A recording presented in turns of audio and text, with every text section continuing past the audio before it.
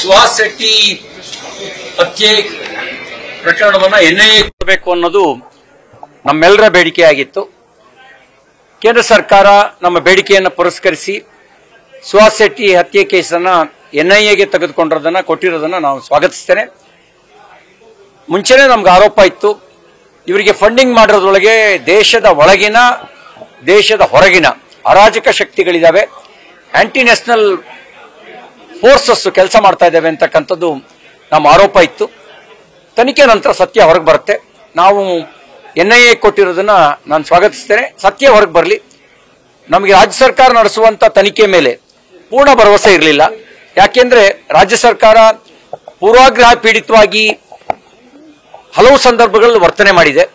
ಹಿಂದೂ ಸಂಘಟನೆ, ಹಿಂದೂ ಕಾರ್ಯಕರ್ತರ ಮೇಲೆ ಅವರ ಪೂರ್ವಾಗ್ರಹ ಪೀಡಿತ ಭಾವನೆ ಬದಲಾಗಿಲ್ಲ.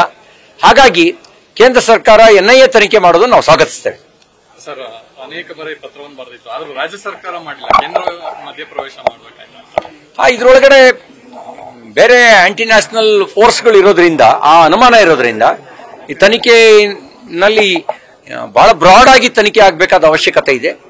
ಹಾಗಾಗಿ ಎನ್ಐಎ ತನಿಖೆ ಬಹಳ ಸೂಕ್ತವಾದದ್ದು, ಅದನ್ನು ನಾವು ಸ್ವಾಗತಿಸ್ತೇವೆ.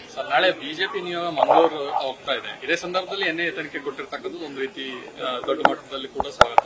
ಅದು ಕಾಕತಾಳೀಯ.